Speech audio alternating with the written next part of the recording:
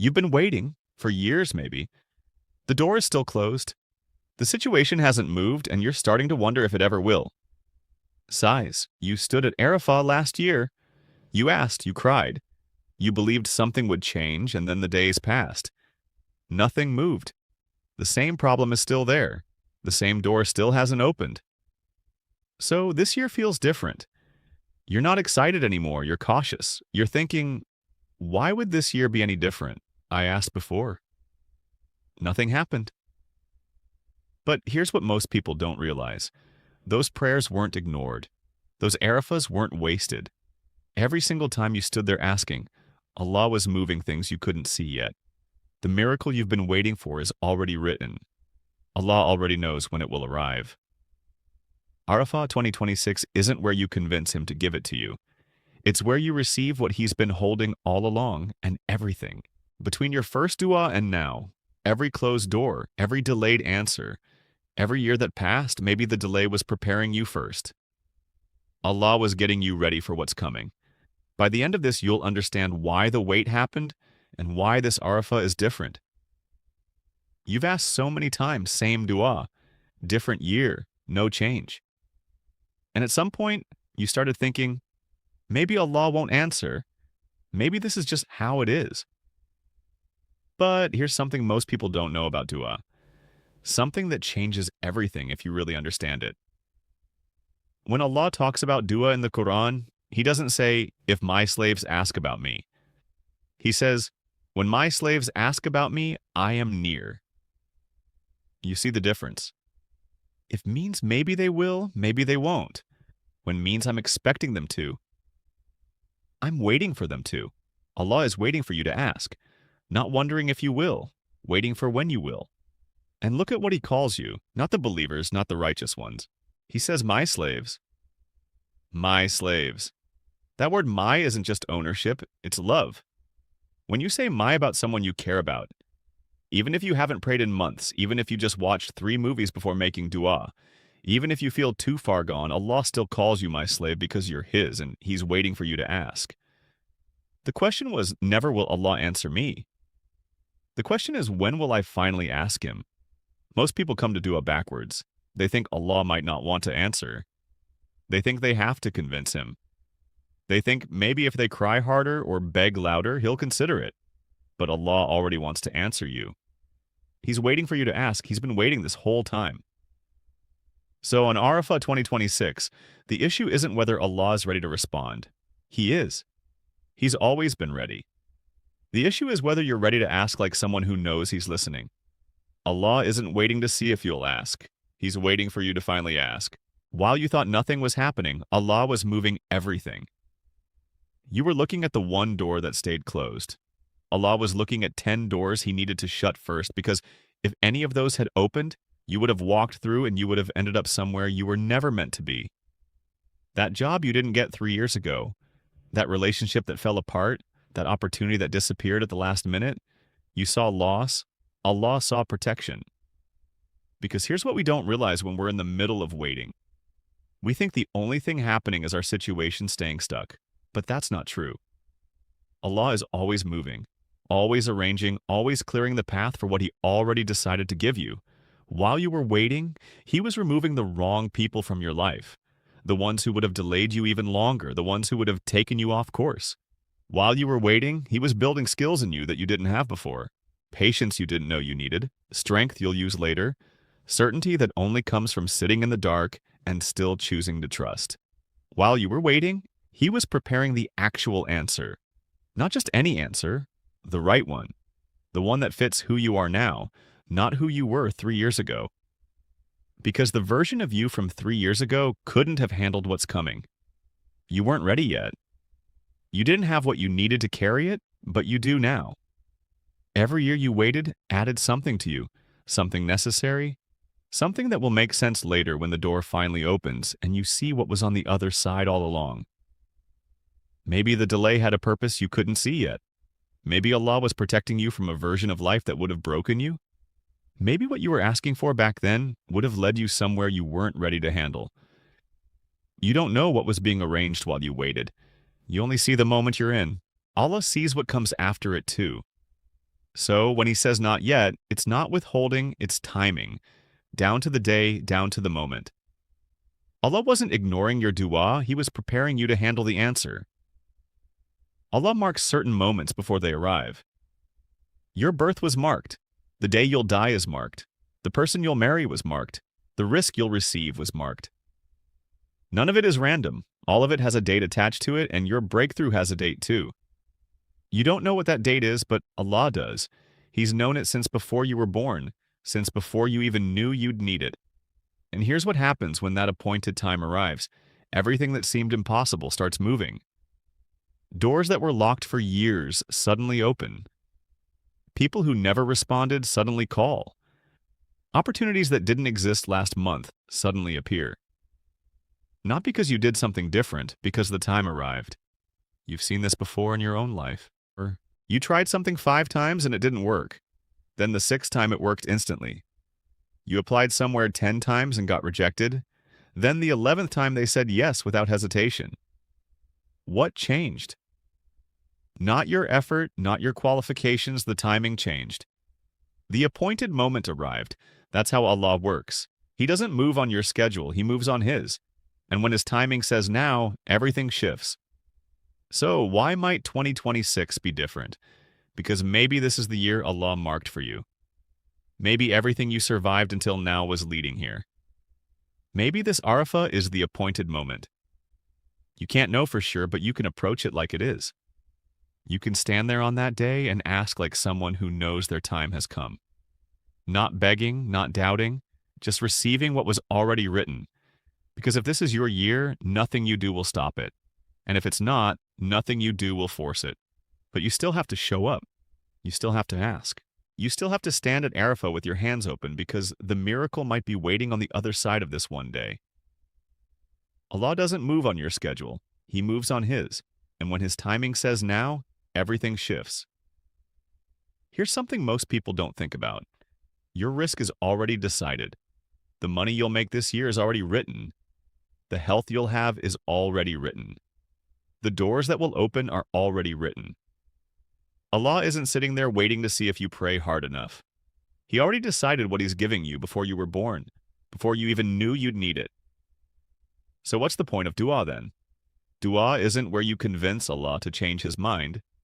Dua is where you align yourself to receive what He already planned to give.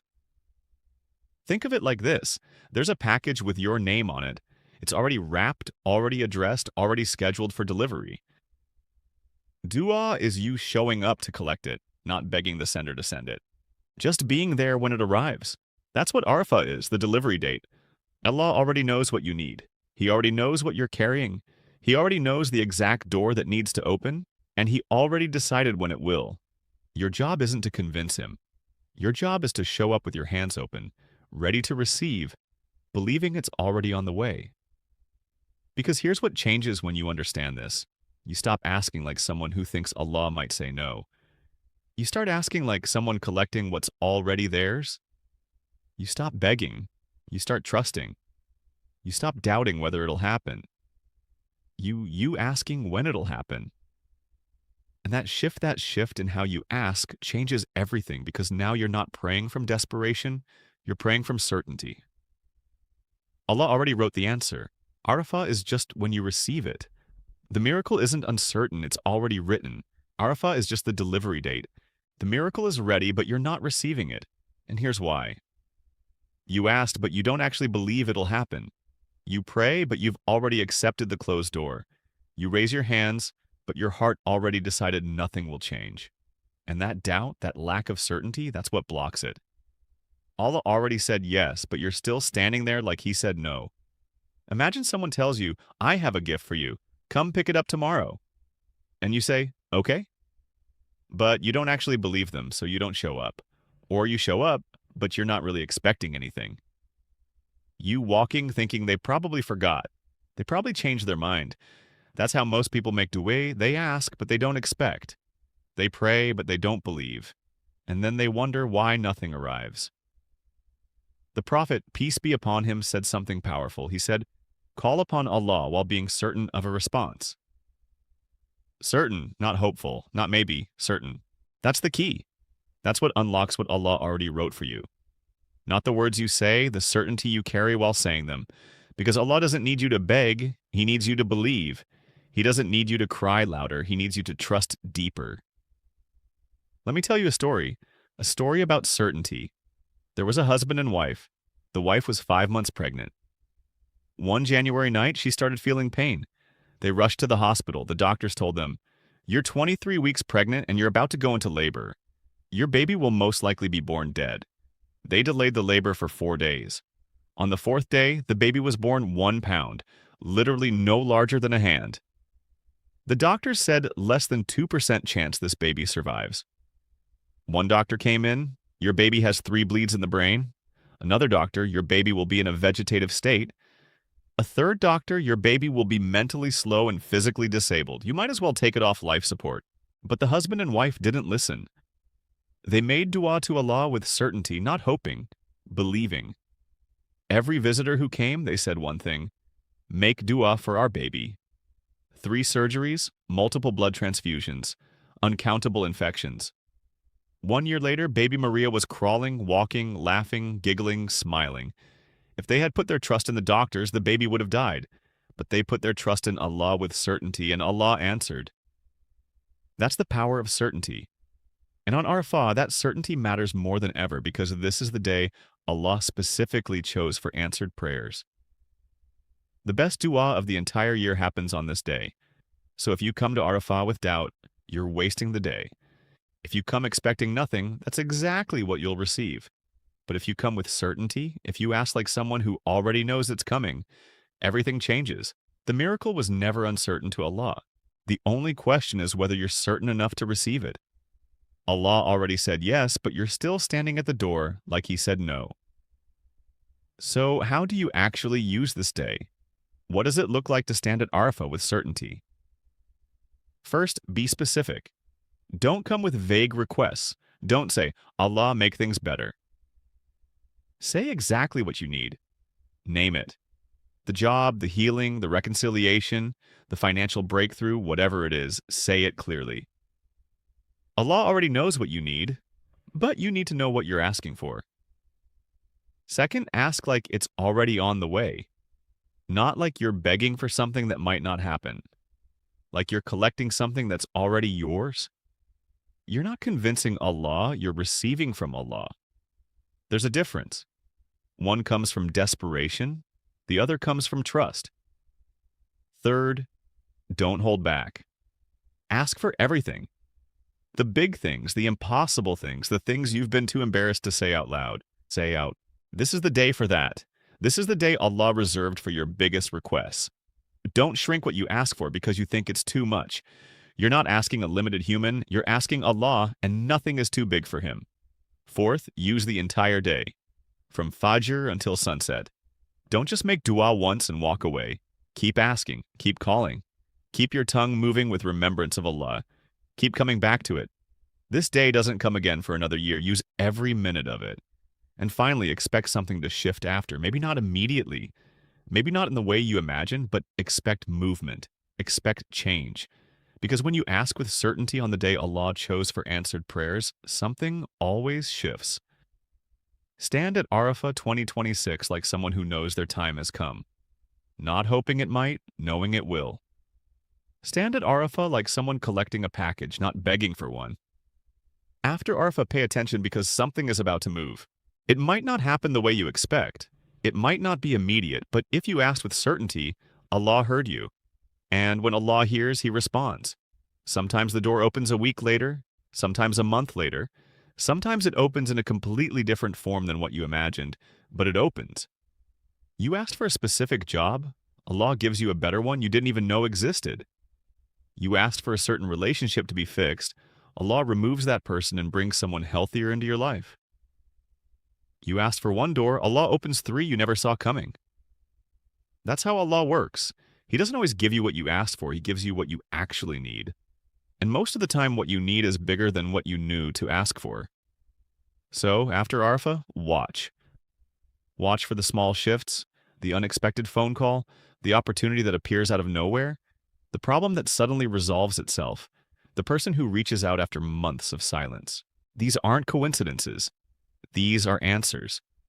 And when you see them, recognize them. Don't brush them off. Don't say, oh, that just happened. No, that's Allah responding. That's the miracle arriving.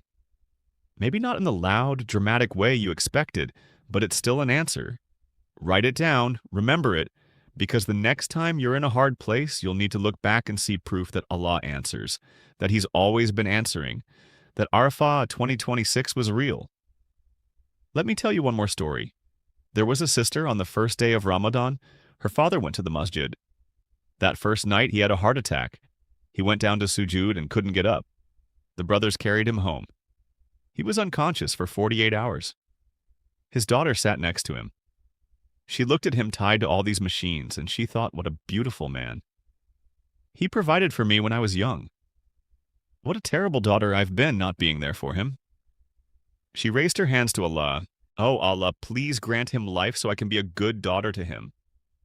For 4 months, Allah granted him more life. She took care of him, provided his meals, gave him his medicine, took him to appointments. But as those 4 months went by, she realized her father was struggling. He was in pain. He was anxious. He didn't know when he would die.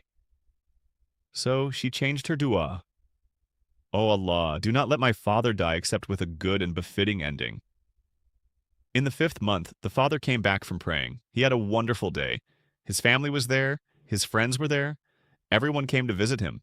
He spent the whole day cheerful, no anxiety, no problems. Then, as nighttime came, he told his wife he was having some pain and needed to rest. His youngest daughter took him upstairs. Not 5 minutes passed before she shouted, "Come upstairs! Come upstairs!" The whole family rushed upstairs and huddled around him. And as both daughters were holding him in their arms, he said, "Ashhadu an la ilaha illallah." And he died with those words on his lips, in the arms of the daughter who made dua for him. That is the power of dua made with certainty on the days Allah chose. Years from now, you'll look back at this moment and realize something. The thing you were so desperate for, the door you thought would never open, it did. Maybe not on your timeline, but exactly when it was supposed to. And you'll understand why the wait happened. Why it had to be 2026. Why everything before this was just preparation.